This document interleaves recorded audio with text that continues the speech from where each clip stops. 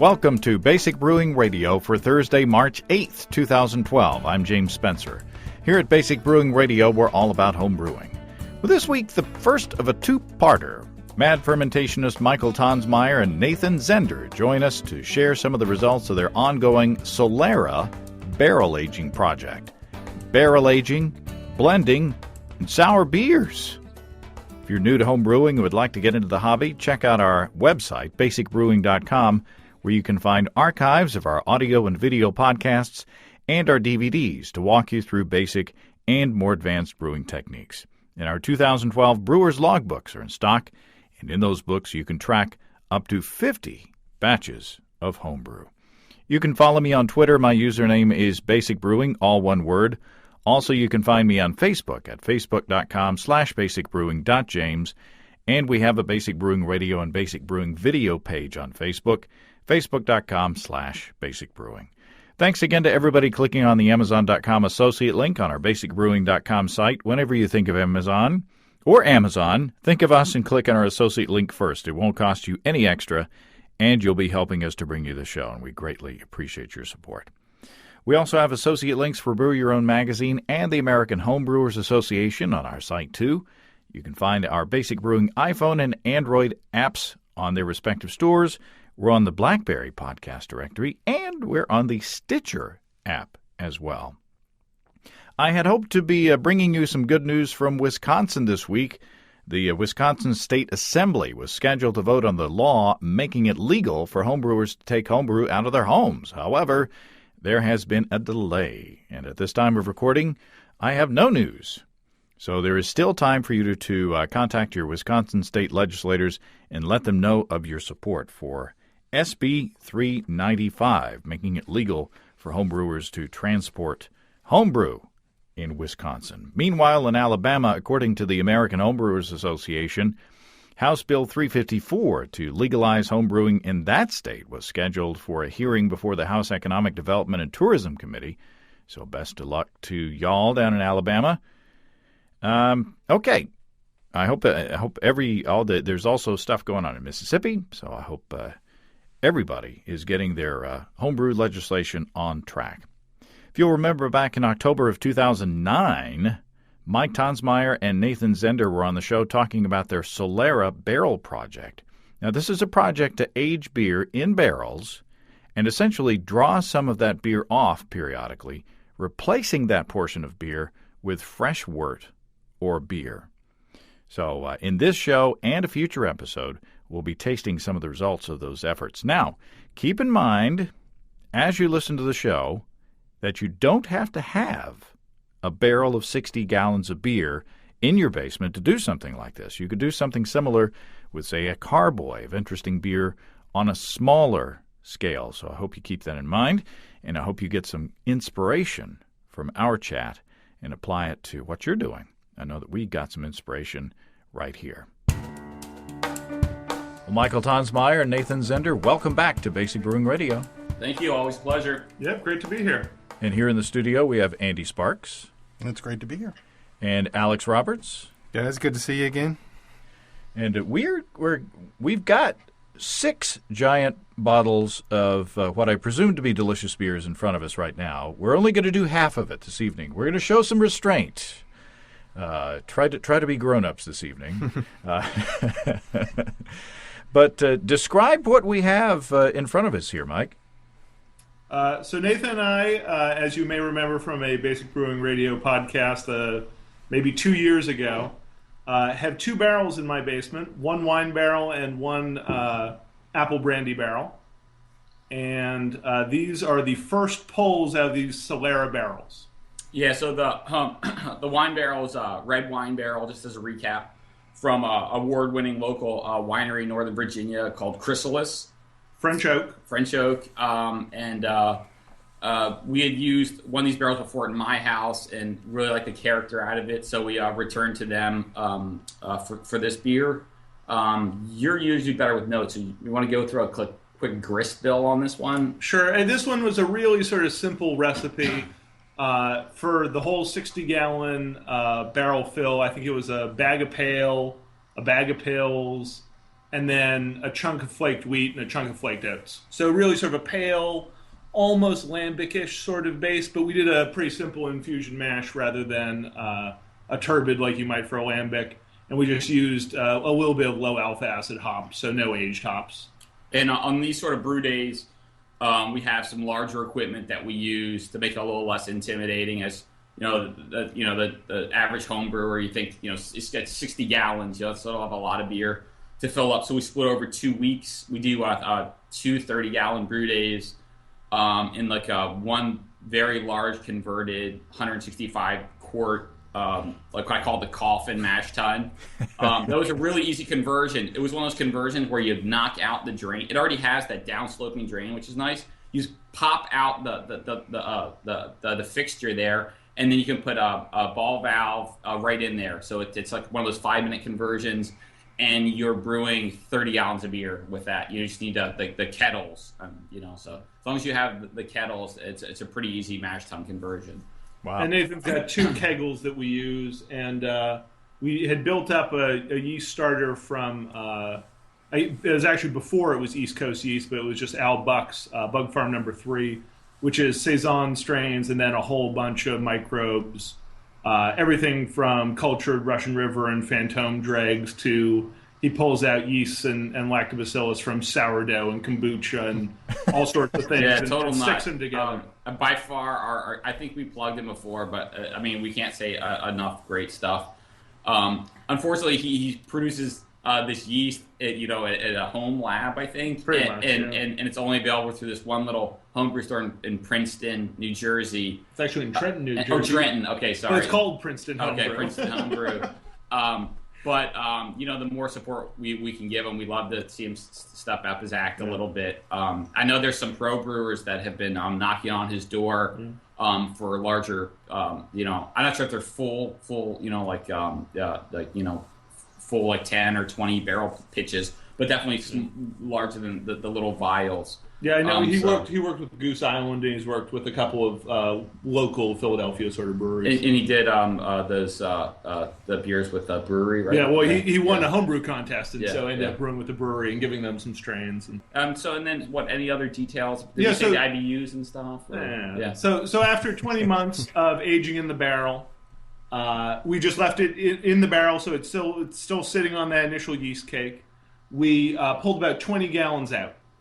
And so why don't we get to that first beer, which is just what we pulled out on that day, unblended, and put into bottles with some yeast and some champagne yeast sugar. So this is the bottle that says wine barrel single/pale. Yep. And now, while I'm opening this and while we're pouring, for those who haven't listened to the Solera episode, or for those who are like me, it's been a while. Just kind of give us a basic refresher on the basics of the Solera concept and how it pertains to your project. Let me just jump in. You might want to do the more technical, but I'll just say that Solera could be a possible misnomer here. It's just sort of an easy and beautiful word that we've been using. For going back to a system borrowed from like sherry making and then also in the vinegar world, balsamic vinegar. So usually that would involve multiple vessels, and it's moved from vessel to vessel. This one, it's just our sort of umbrella term we're using, where we were already both at our own homes producing a lot of different sour beers, usually 5 or 10 gallons a batch, and we always had tons of carboys in our basement, and it sort of got to the point where I guess this idea of like sort of e pluribus unum, for one many. So you can say like instead of brewing all these separate little one-off experiments, you would just brew a base beer of a certain sort of color or strength, like this wine barrel one, and then you had like this 6% alcohol, sort of pale, sort of fits that sort of classic grist bill for like a lambic or something. and then you can do all these different variations of it. Okay, so then we're you know, like which we'll get into some of the tastings, but then you can experiment with doing different herb infusions, hop infusions, different fruits, vegetables, you know, whatever else. Yeah, and blending too. And this is really what New Belgium does. New Belgium really only makes 2 sour beers. They make a light one and a dark one. Felix and Oscar, the odd couple. And La Folie is just a blend of different barrels of Oscar that they combine, whereas the pale one turns into La Terroir. But then it's also blended with a strong golden ale on peaches to make Eric's Ale, or sometimes it's released just straight up. It's called New Belgium Love. Love, yeah. I mean, and the same thing with the base beer for La Folie. It goes into the stout, which was Clutch. Mm-hmm. And so I mean, they sort of do the same thing where they're really only making 2 beers. They never drain those foeders completely. They just keep refilling them whenever they pull beer out. They add fresh, already fermented, filtered beer back in to keep them going. Yeah, they're doing something similar on just larger scale. You know? A lot larger scale. So I covered the issue of. Do you want to talk about just a quick minute on traditional Solera? Oh yeah. So Solera is, as Nathan was saying, goes back to the old world, and a lot of the way that things were blended and aged, sort of pre-industrial revolution. Vinegar, sherry, port, brandy, all these sorts of things. And the idea with those is that you would have a constantly evolving blend, but also something you could take off and package and sell on a pretty regular basis. So where you might pull from the final barrels every maybe 6 months, every year, that would be a constantly evolving blend because it would keep being refilled from younger barrels. And this promotes consistency, so you always have a whole bunch of different batches going in, a whole bunch of different barrels going in. It prevents you from having to deal with maybe trying to figure out exactly what a blend should be. And you're building up this great pedigree. You always know that some of the beer goes back for, at this point 2 years, and then we'll talk again 2 or 3 years down the road, and the beer, they'll still have beer from 4 or 5 years, And so traditionally, the Solera is just the name for the oldest selection of barrels that you'd actually be pulling from. All the younger barrels, I believe, are called the Credera, or something like that. It means the nursery. And Will Myers of Cambridge Brewing wrote a really terrific article in New Brewer a couple years ago. And it's on the Cambridge Brewing website if you do a search. I think it's called Méthode de Solera or something along those lines. And if you ever find yourself in Cambridge, Massachusetts, and you bug him enough and you ply him, with money or whatever, good home brew, you might get a special occasion of going down to the basement there, which is a really sort of special experience. It's this sort of partially finished dugout basement with a dirt floor. And it's hard to stand up because there's beams and electrical wires. So you're sort of standing between beams, and there's 100 barrels in the basement. He's only set apart a section of those for his Solera project. But it's really 7 barrels or 8 barrels. And he's doing a pretty old world. No temperature control. But he was as far as we know, Cerise Cassé is the name of the Cerise Cassé. As far as we know, was the first brewer to promote this sort of aging, blending, sour beer sort of concept. So as you're pulling, say, what'd you say, 20 gallons off of the barrel, are you at that point immediately replenishing more fresh beer? Exactly. So on the case of this beer, we had that morning had brewed 20 gallons of wort, and we just put the wort directly into the barrel. And because this beer was 20 months old when we pulled, we probably waited a little longer than we should have. It took 3 or 4 days to really start fermenting again. And so for the next one, we'll talk about that next time, the apple brandy barrel, we fermented the beer out first. And then that made the whole thing a little bit easier since we weren't trying to brew and bottle and all that on the same day. Yeah. So we've tried a few different things. Yeah. So that's the great thing about this is you sort of figure it out as you go, And in a case like that, the other beer was actually already getting a little bit too sour, and so by fermenting out and giving dry beer into the barrel, we reduce the amount of acid that the microbes are going to make. Whereas this one, it's nice and sour, but it's not overly sour yet. And speaking of which, what do you guys think of this, the plain version? I think it's pretty awesome. Yeah, it's crazy good, guys. Yeah, this is really, really good. I mean, it's got kind of a sweet tart sourness. Yeah. And there's something about the mouthfeel that reminds me of sweet tarts as well. And maybe it's just because it's that level of sourness. But there's also some sweetness from a little bit of sweetness from the malt base, I think. It's very nice. I think that mouthfeel might be a little bit of tannins from the oak, just because it was in that first use barrel for so long. It's got a little sort of grippy, not bad tannins like sucking on a tea bag, but just a little sort of structure, I think, as wine people might say. Yeah, I'm smelling the oak. Do you know what the grade of toasting it is on the barrel, or no? It's always French origin. Yeah. And we actually don't even know what kind of red wine it was. The winery, they have sort of an excess of red wine barrels, so this one was sort of packed up in sulfite solution, I think, and stored, and then they rinsed out. So we got it, and then we filled it, I think, within a day or two. So it was very shortly, very fresh barrel. That's awesome. So all the if you guys have if you don't know how many tasting glasses you have, but if you have some extra tasting glasses too, we're gonna end up opening 3 beers. So it's like I was saying, going back to that many from one concept. It'll be interesting to try the 3 side by side if you guys have the ability there, because you can see just what with the by adding botanicals or by adding wine grapes or whatever, how you can completely make this new beer. So talk about the pedigree of the bugs in this again. I mean, are all the bugs coming from you and not the barrel then, since it was packed, or you said it was? Exactly. So I think he even ozone treated the barrel. I'm not even actually completely clear what that means, but it sounded like the barrel was pretty sterile when we got it. Yeah, he's not. This isn't one. Some wineries do embrace some natural fermentation or wild fermentation. But I didn't get the impression that Curtis does that at Chrysalis.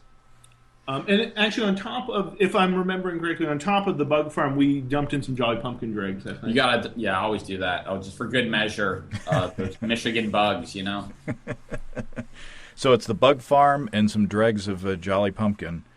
Yeah. Man, oh man! I mean, it's nicely sour, but it's also well balanced, I think. I mean, you guys chime in. It has a beautiful aroma, nice and fruity. I'm not sure what I'm getting. Maybe some green apple in the nose, maybe a little pineapple. Lots of delicious fruit. Yeah, and what I like is, wine too. Yeah, I think it has like that really super crisp, imagine like a super crisp and an acidic white wine. It's sort of getting into that sort of character for me.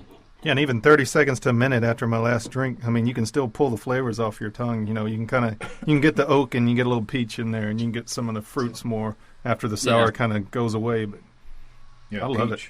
Yeah, I'm getting. That's a good discussion. That's what always hope for, is that long finish. I mean, it means so much. When it just sort of like sits in your mouth, and it makes me so happy. Yeah, peach is a good descriptor.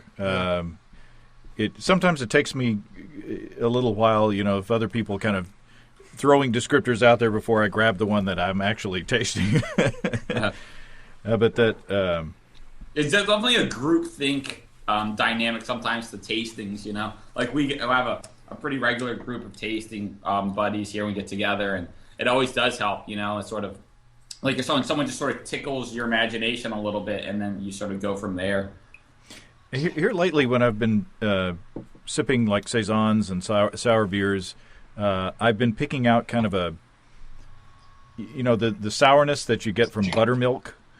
There seems to be, I don't know if it's just my palate, evolving over time, but I seem to pick up like a slight note of the sourness from buttermilk in there somewhere.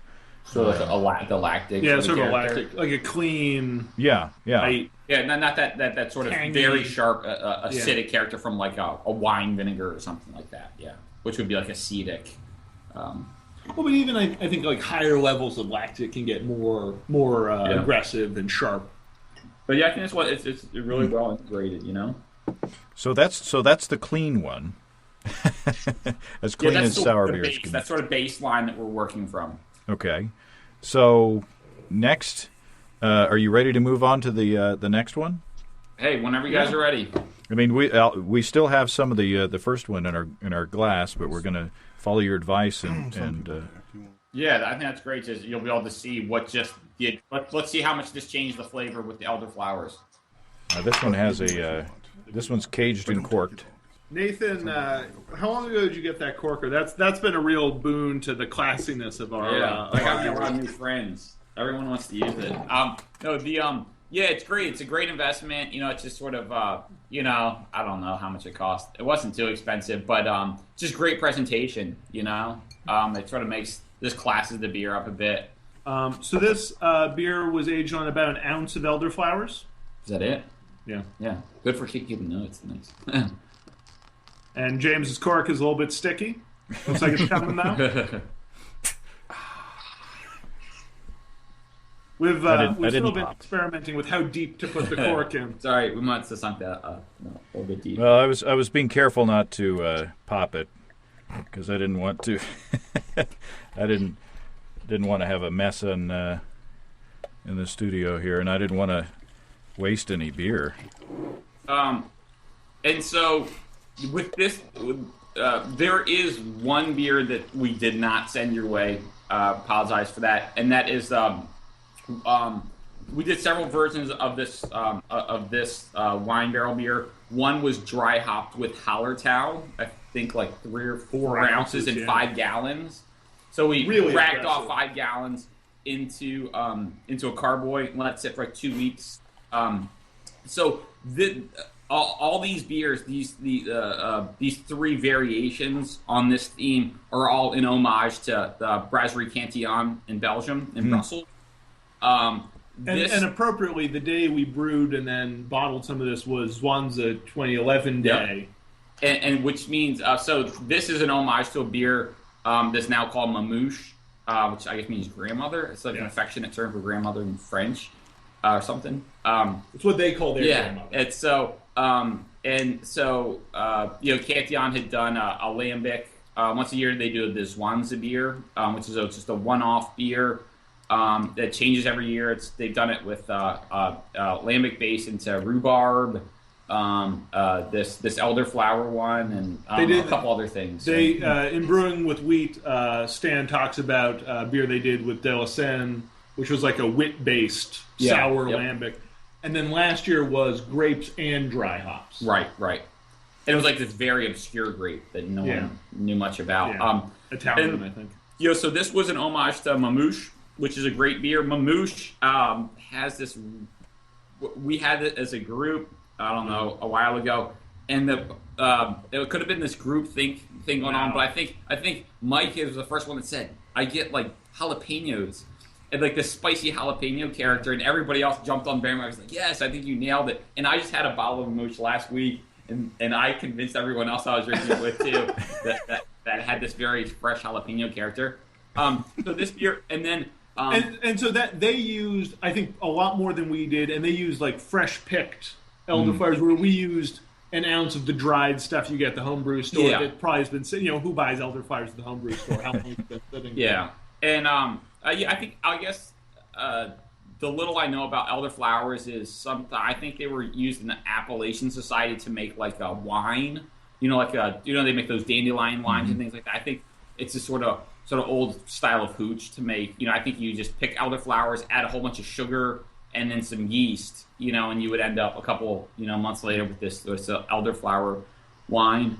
So going back, this is an homage to the Mamouche. The dry hopped one with Hallertau is an homage to Cantillon's Iris. Or Cuvée de Champions. Or Cuvée de Champions, which has also been renamed. It's no longer. Oh, is it? What's it now? Because it was after a winning soccer team. Yeah, it's like Division 3. From years ago, and that soccer team has done nothing but lose since then. So I think it's got like this very feminine name now. Okay. So that, and then the final beer that we're going to drink this evening has Cabernet grapes in it, and that's in homage to Saint Lamvinus, which is another Cantillon beer that they use red wine grapes. Merlot and... Now, this we actually have a little bag of dried elderflower flowers that I've had for quite some time. And Alex, you smelled it before we started. Do you pick up the elderflowers in the beer? I guess I could just go and get that bag and we could give it a whiff. I'll be right back. Don't say bad things about me while I'm gone because we're recording it. I'll know.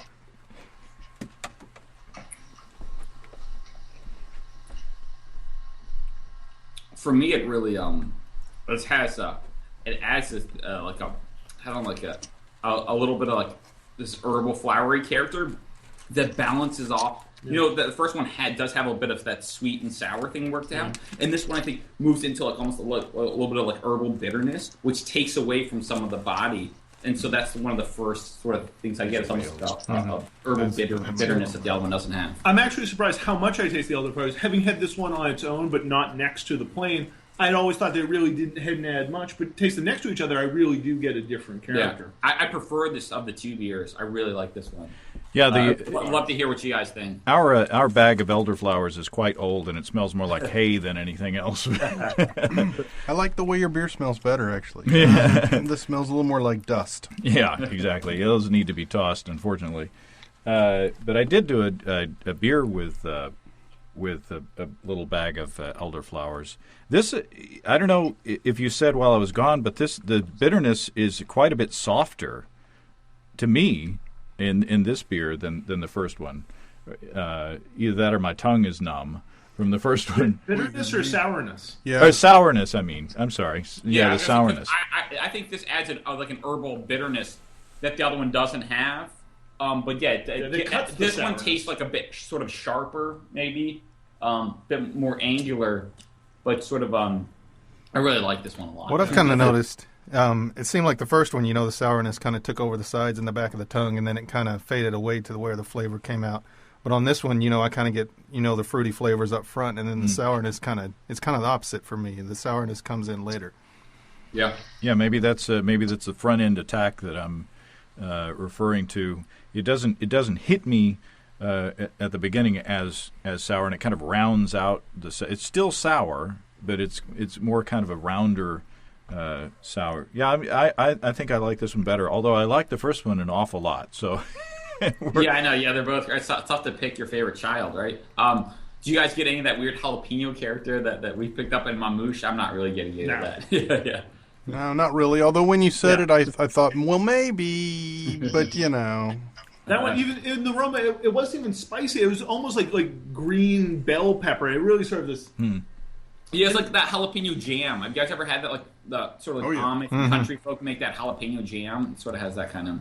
The funny thing about Cantillon, I heard an interview with him, and he was saying that he thought, and I never had it, that the original Zwanza, maybe it was 2009, that he'd used elderflowers, and it was a little overpowered with elderflowers. And I would think, and my home brewer and my American sensibilities would say, oh, you would use less elderflowers the next time you brew it. And he said, so to combat, we used a more characterful lambic. So I kind of balance it. And I don't know if you guys have ever seen pictures, but so like going back to the beer Iris, the one that they dry hop with Hallertau, there's these photos you probably find on the internet somewhere. The hop socks that they use to dump into this beer are like, are these amazing. There must be like 100 pounds of Hallertau that they put into that beer. It's very impressive. That's why when I'm sorry, you're not going to try the beer, but the one that we dry hopped with Hallertau, we put in like a good whopping 4 ounces. But it wasn't. You didn't get a huge hop character. I think we may have sort of overstuffed the hop sock with them, and so it didn't sort of get enough circulation through the hops. The reason I didn't send you any is that I decided that since it was dry hopped, I would keg most of my share and then just put 2 gallons on draft. And so I filled up a keg, and I didn't pre-purge the keg, but after filling it, purged it a couple of times with CO2. And I put it on tap, and it tastes really terrible, really vinegary and just horrific. And so I have 2 bottles that I said, I'll take a couple corked and caged. Yeah, I bottled my share, and if we would have coordinated better, I would have sent you a bottle. I didn't know it when he was sending the stuff out. But it tastes wonderful. It's a very, very good beer. Yeah. So what kind of character do the Hallertauer hops give the beer? I mean, what sort of flavors do you get? Yeah, it was thinking maybe again like this one, almost like maybe like an herbally kind of earthy kind of character. Yeah. They definitely didn't punch up the nose. Like I thought it was going to have a really big, aggressive, hoppy nose. But really, it's just things added like just a bit of character, like like an herbal character over top of it. Part of it, I've always been very sensitive to aged out hops, and European hops aren't nearly as bad. There's no worse flavor to me than sort of aged out American IPA sort of flavor. I can't say Nathan loves it, but like aged out Sierra Nevada Bigfoot. Yeah, there's people just have certain flavors that set you off. You're sensitive to certain things, whatever. That stuff. And so that was part of it. Exactly. I was planning on drinking the beer as quickly as I could. And for me, it's like the flavor of oxidation. Sometimes I find it very off-putting. That sort of that cherry, cardboardy kind of flavor. I think I'm especially sensitive to. So we all have our sort of touch points. Right. I'm getting Andy, were you saying that you got some of like the pineapple in the first beer? Yeah. Yeah, I'm getting some of that in this one too. Yeah. Both of them are delicious. One of the Brett's Brett C puts off like a pineapple-y pineapple character. Make sure you don't get this one confused with the other ones. Yeah, hopefully you'll be well rewarded. Yeah, this one's got a really beautiful red. It's just a beautiful color. Sort of wine colored. Yeah, you can see it on the cork. Now, while we're pouring and oh wow, that's pretty. Mm-hmm. While we're pouring and sipping this one, why don't you guys talk about you've been apparently exploring the professional side of our fine hobby? So I guess I'll go first since I can say almost nothing. So I swapped some beers with a guy on the West Coast maybe 2 years ago. And he has been looking to open a brewery, and he has gotten me to agree to be some sort of creative consultant. And so the general idea is when this place is up and running about a year, I'll probably be flying out maybe 4 or 5 times a year for intensive weeks of brewing and blending, and in the meantime sort of doing recipe development stuff. I just brewed yesterday sort of a test batch that may or may not eventually turn into one of the flagship sort of a hoppy amber kind of beer. Ooh. And he's hunting for investors at the moment, hunting for a real head brewer who's actually going to pull the levers and know how to keep oxygen down in the bottling line and those sorts of things. And he's trying to talk me into being a full-time brewer, but I'm not sure I'm ready to move out to the West Coast and start brewing full-time at what I'm sure would be some sort of reduced salary compared to being an economist. And Nathan is, I think, probably 10% closer and probably can talk a little bit more about it. Yeah. So I sort of signed on as the head brewer at a spot here in D.C. I'll probably be opening up hopefully early next year called Right Proper, and it'll be a brew pub. And the sort of the concept is we're gonna go for heavy rotation. Definitely a playful character to beers, sort of a revivalist feel as, digging up old recipes from, the sort of the barley belt of the world, try to cram in. I'll convince, trying to convince the principal partner to, as much space for barrels as possible, So hope to have, a nice big barrel room and do, take a lot of the lessons learned from like Solera project and just all the different sort of sour projects I've been doing for like the last 5 or 6 years. Have a nice blending program. That'll be in the Shaw neighborhood. Hopefully we'll be launching like a website in the next month or two. My big hope is to do a nice long series of internships around Europe. The principal in the brew pub has a lot of great relationships in Belgium. He's one of these beer nights, night of the mash tun. So he's sort of mash staff. Sorry, yeah, I know. I gotta work on that. Yeah, so he's a night of the mash staff. So has all these great connections in Belgium. So hopefully, would love to go over there and work in some breweries, and then would love to go to Scandinavia, maybe work in some breweries, and then real obsession of mine is the sort of burgeoning scene up in Quebec. So I would love to do some brewing up in Quebec. And then there's a lot of wonderful relationships I made around the United States. So hopefully they'll pay for me to to go on this wonderful adventure, and maybe I'll do some writing about it. But yeah, I'd say roughly a year out. So we'll definitely keep you guys in the loop on both of these projects, and we love your support and everything. And so thanks for asking. And when mine doesn't work out, I'm going to be over at Nathan's place all the time. Yeah, I'm pretty much. Like this whole idea of a heavy rotation, just using it as a workshop to work through ideas, and like in a brew pub setting, it's great because the beer is always fresh. You have complete control over it, and you can do one-offs, and you can explain what you were trying or what the goal was. Exactly, I love that, having to buy someone a beer at the bar and pick it apart with them, and convince them of its strange or whatever. But yeah, do you want to? So what do you guys think of this beer? You've had a couple sips off it. This the Cabernet Grape. Mike, do you want to tell us about how we did this one? So this one, I'd had a lot of great wine grape aged beers, and I really didn't want to buy sort of like a wine kit and use sort of condensed must or whatever. So I think Midwest was running some sort of sale, a 5-gallon pail of grapes for $70 or something.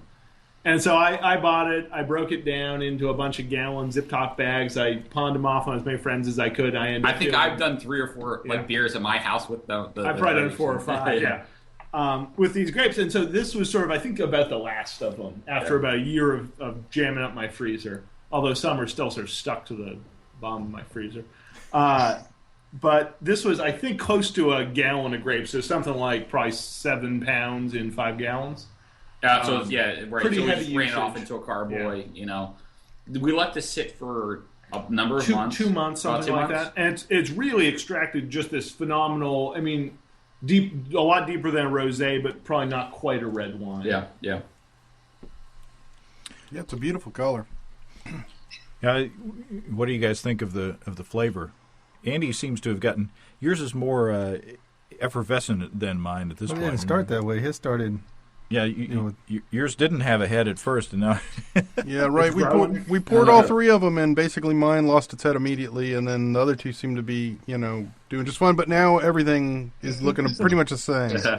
All the head is gone here, but looks a little bit like a cherry soda or something right now, but tastes a lot better than a cherry soda. Yeah, and to me, this is a lot like the first one, where the flavor really comes in late and kind of just lingers there on the tongue, and kind of after you've already swallowed it, you start to pull out the oak, and you can kind of, like the grape skin type, kind of drying of the tongue, and kind of just the flavor there really, really pops towards the end.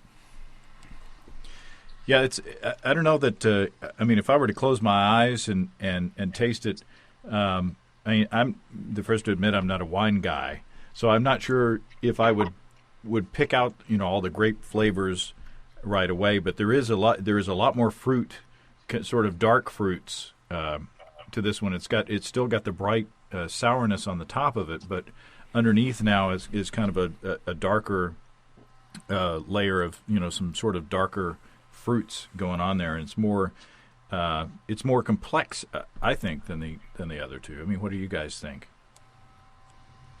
Yeah, I think it is a little more complex, although I'm not sure it's my favorite. I think I liked the maybe the elderberry one a little bit. I kind of like that herbal thing. Elderflower.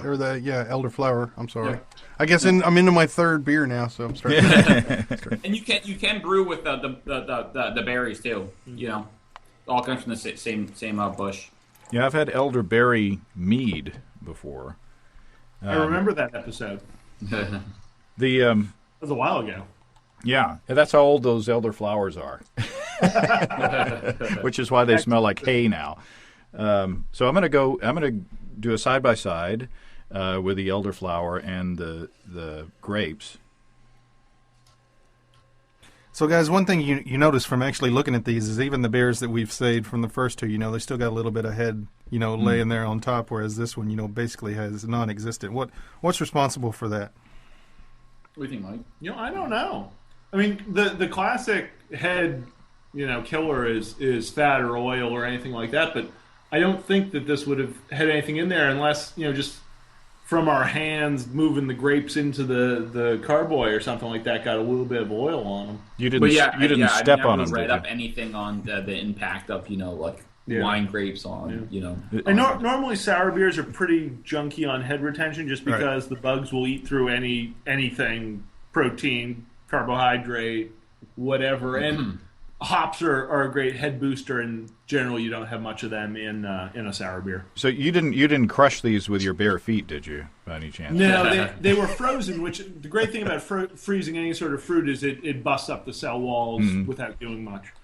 Yeah. So just the only thing about using these frozen grapes is you got to remember the night before, a couple days before, to start thawing them, because that's always the thing. Is you wake up that morning, I forgot to thaw all them, and then you're running water over top of the Ziploc bag, and To me, the grape character in this, it's not really winey. It's more of a fresher, fruitier sort of flavor. Before I tasted raspberry in this, but I don't really get raspberry tonight as much. But I could be convinced that this would be a raspberry, a raspberry cherry sort of, something like that, or a cherry beer.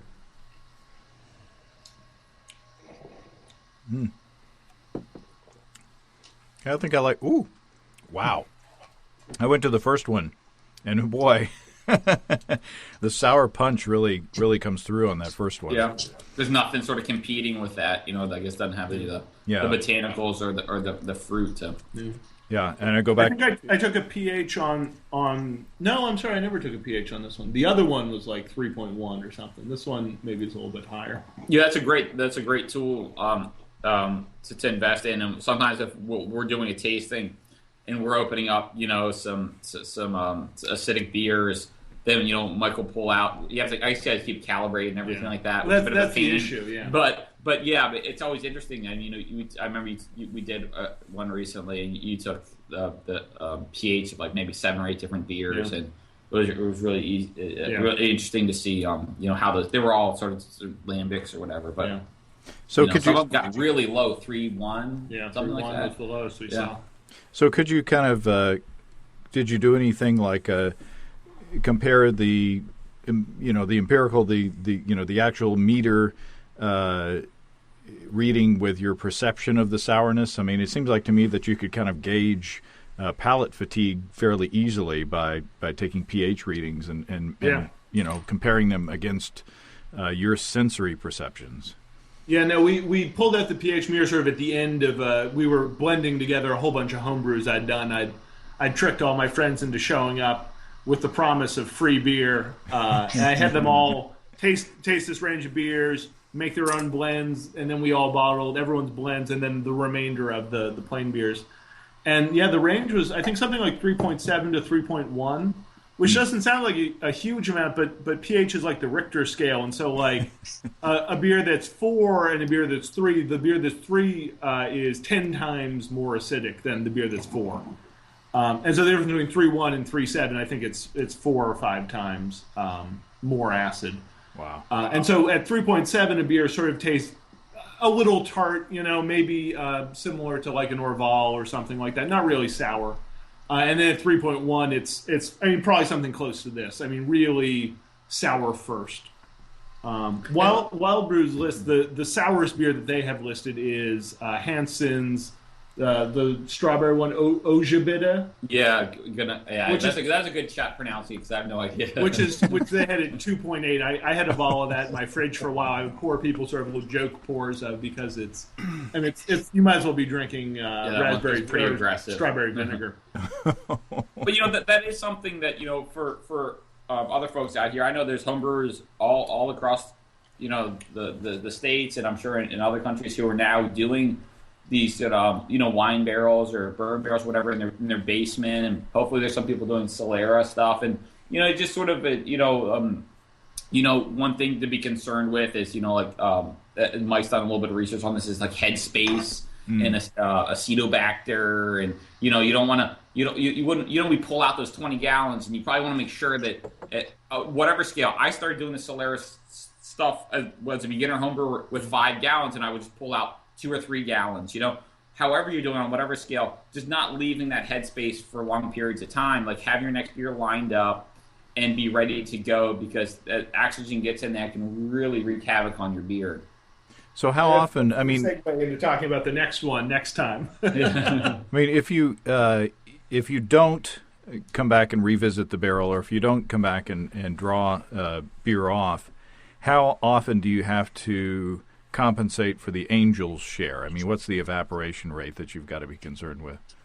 So we, as of yet, have not dealt with replacing it, and generally after a year, we're probably down 3 or 4 gallons, something like that. Yeah, not temperature. Well, you've got a sort of a temperature control. Well, I've got temperature control, but I have an air conditioner, which makes it low humidity, which increases the evaporation.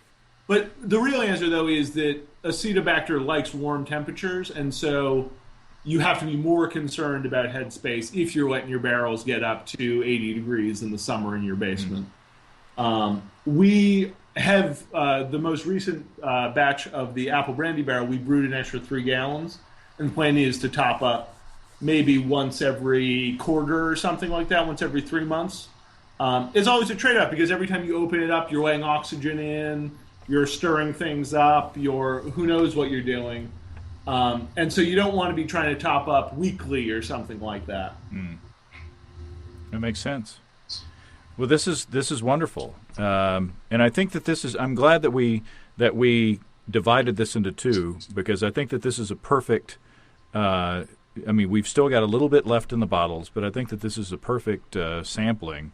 Because I don't feel like I'm impaired. And I don't want to. I want to remember the experience in more ways than one. I want to be able to sort of appreciate the flavors in these beers, because they are pretty intense beers. But just the quantity as well, which you're very generous to give us as much as you did. But guys, let's plan to get together again in a few weeks, and then taste what the apple brandy barrel has done. This has been amazing. Yeah, I don't think we haven't done this sort of study in the barrel yet, where we put all 3 side by side. So thank you for the opportunity to do that. All right, and thanks guys in the studio. Well, thank you, James, and thanks guys for the beers. They're awesome as always. And happy birthday, Mike. Thank you. Well, thanks again to Mike, Nathan, Andy, and Alex. Can't wait until the next round. And if you're wondering, Steve Wilkes was recovering from bronchitis, so he unfortunately couldn't join us this time. I've prescribed vitamin C and a bed rest for Steve so that he'll be ready for the next episode. Amazing beers, and I can't wait to taste the next ones. If you have brewing questions, show suggestions, or just want to say howdy, write to james@basicbrewing.com, or just fill out the contact form on basicbrewing.com. And please don't forget to tell us where you're from. Be sure to check out our DVDs, Extract Brewing and Partial Mashing, Stepping into All Grain, Low-Tech Lagering and Decoction Mashing, and Introduction to Wine Kits. You can find them all on our site, along with our Brewer's Logbook, which is available to order and going out the door. We got combo deals to save you a few bucks if you want to buy more than one DVD at a time, and you can check out our Basic Brewing shirts in the store, too. You can see a listing of the fine folks across the country who sell our DVDs on basicbrewing.com, and if there isn't a vendor in your area, you can order them online in our online shop at basicbrewingshop.com. Thanks to everybody who's continued to click on our Amazon.com link. We greatly appreciate the support there.